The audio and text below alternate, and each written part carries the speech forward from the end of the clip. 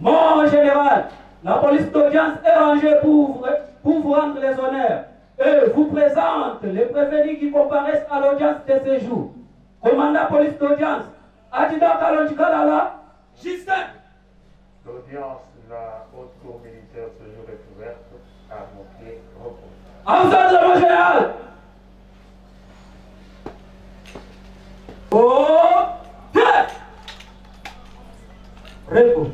Poursuite de l'affaire qui oppose l'auditeur général militaire près la haute cour militaire siégeant en procédure de flagrance à la prison militaire de Ndolo et la partie civile RDC au parti prévenu Edouard Mwanga Chouchou et Robert Mouchamali-Roy. Les deux prévenus sont poursuivis pour haute trahison, détention illégale d'armes et munitions de guerre, participation à un mouvement insurrectionnel et incitation des militaires à commettre des actes contraires à la loi et à la discipline. Des faits qui remontent au mois de mars 2023. Selon l'auditeur général, une cache d'armes et d'autres effets militaires auraient été découverts par le service des renseignements après une perquisition effectuée dans la résidence du député national Edouard Mwanga Chouchou à Kinshasa et à Rubaya, dans le territoire de Massissi, dans la province du Nord Kivu. À l'audience précédente, la haute cour militaire avait auditionné les experts du ministère de l'Intérieur chargés de la gestion des armes à feu au secrétariat général sur l'autorisation de port d'armes à feu du prévenu Mwanga Chouchou et aussi sur l'acquisition de l'arme dont il a obtenu l'autorisation. À l'audience du jour, la haute cour militaire questionne le prévenu Mwanga Chouchou sur l'identité de son chauffeur qui aurait fui avec l'arme en examen. Le prévenu affirme que le chauffeur s'appellerait Biamungu Franck et qu'il serait militaire, mais qu'il n'aurait pas d'autres informations à son sujet. Le ministère public doute de l'existence et de la qualité du prétendu chauffeur au motif que les militaires ne gardent pas les autorités politico-civiles, à l'exception du chef de l'État et des ministres de la Défense. Il demande à la haute cour de passer outre le devoir d'entendre l'ancien chauffeur du prévenu Mwanga Chouchou. Le président de la haute cour, membre de la proposition, je vous ai dit que c'était un militaire qui habitait le camp Kokolo. Et son nom c'est Biamungu Franck. Je ne connais pas un autre nom, en dehors de ce nom. Donc je vous dis que lui habitait camp Kokolo et puis c'était un militaire. Et puis il a fait longtemps, il venait. Bon, malheureusement, ils ont pris mon téléphone. Sinon, j'ai toujours son numéro de téléphone. Et les autorisations qu'il avait à votre niveau, vous n'avez pas retenu puisqu'il vient.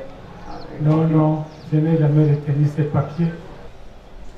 Le Biamungu là, dont on parle, je ne sais pas si on peut le retrouver ou s'il a existé.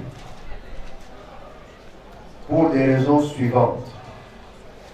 L'honorable Mwanga Chouchou a dit que tout au début, tous nous pensions que c'était un policier, jusqu'au jour où, lui ayant posé la question de savoir comment Biamungu s'habillait, quelle tenue il portait, c'est nous qui avons posé cette question et l'honorable va dire qu'il portait la tenue comme celle-là.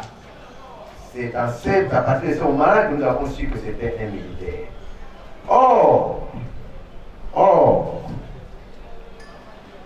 vous savez que les militaires ne gardent pas les autorités politiques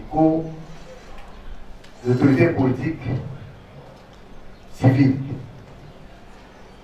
Il n'y a que le chef de l'État et le ministre de la Défense qui ont le droit d'être gardés par des militaires.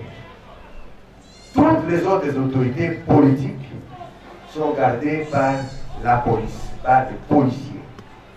Tout cela fait que nous ne pourrons pas retrouver ce Biamungu.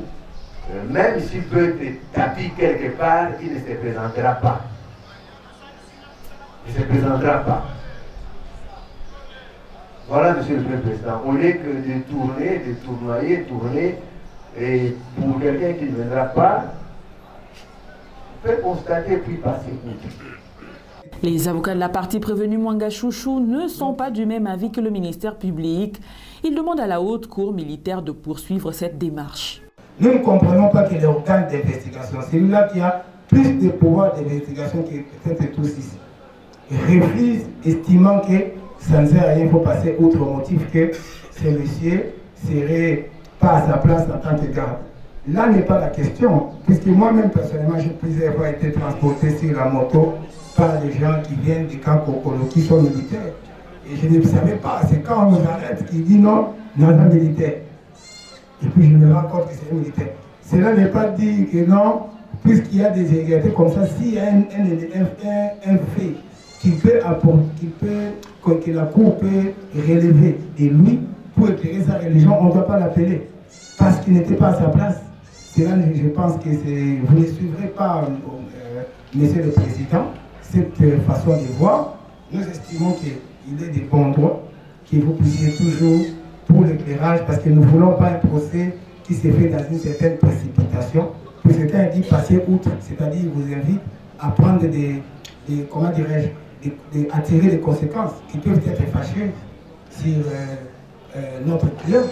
Les avocats de la partie civile RDC sollicitent de la Haute Cour militaire de poursuivre l'instruction de la présente cause en attendant que les démarches pour retrouver le chauffeur disparu n'aboutissent. La République sollicite de votre auguste cour, en entendant qu'on se lance à une nouvelle recherche de M. Biamungu. Nous pouvons continuer. M. Biamungu viendra nous trouver et puis on reviendra sur cette acquisition d'armes dont M. Mwangachouchou a acheté, dont il ne connaît même pas combien il avait acheté. La Haute Cour militaire questionne le prévenu Mwangachouchou sur les armes découvertes sur le site de la SMB. Le prévenu affirme avoir découvert ces armes au même moment que la Haute Cour. Il soutient que même son co-accusé ne reconnaît pas les armes présentées par l'organe poursuivant. Les armes, vous les avez vues au même moment que moi. C'est-à-dire, quand ils ont présenté ces armes dans la mine, j'étais avec vous, je ne sais pas si vous étiez à Kinshasa, j'étais ici à Kinshasa. Et quand vous avez amené ces armes, vous les présentez, j'étais toujours en prison ici. Comment pouvez-vous m'associer à ces armes? Qui les a amenées dans la mine? Le policier qui était là vous a dit que ce ne sont pas les armes qu'il a vues. Et que lui n'a rien à voir avec ces armes, encore moins Mwangachouchou. C'est quand même quelque chose que je n'arrive pas à comprendre. On continue à me forcer, on continue à me dépouiller de mes droits, en vouloir tout simplement me poser ces armes que je n'ai jamais vues, que je n'ai jamais utilisées, à 2000 km, à plus de 2 mois, qu'on dise que Mwangachouchou en flagrance est responsable de ces armes, des groupes armés qui sont allés les mettre là-bas, qui sont toujours sur le terrain, qui sont des groupes armés qui continuent à travailler, qui ont pillé mes vaches à Mouchaki, qui ont cassé mes maisons à Mouchaki. Qu'est-ce que vous voulez vraiment? La Cour doit me rendre justice. La Cour doit me sauver de cette histoire je ne sais pas. Les avocats de la République sollicitent la comparution de tous ceux qui gèrent la société minière de Bissounzou. La République commence par vous demander, solliciter de votre auguste cour, que tous qui gèrent Bissounzou comparaissent par devant votre auguste cour. Parce qu'il s'agit de ses enfants. Ça, c'est une première demande. La deuxième demande est celle-ci, Monsieur le Président. Si possible, ces résistants, si serait possible, ne serait-ce 2 ou un seul, qui sont arrivés à découvrir ces armes, comparaissent devant votre auguste cour. Ça va suffisamment éclairer votre religion. L'audience est renvoyée contradictoirement à... Après avoir entendu les parties, la Haute Cour envoie la cause pour la poursuite de l'instruction. Vous, portez armée, immobile. C'est le président de la Haute Cour militaire. L'audience de séjour est suspendue. Félicitations pour votre prestation avocat. À vous autres, mon général.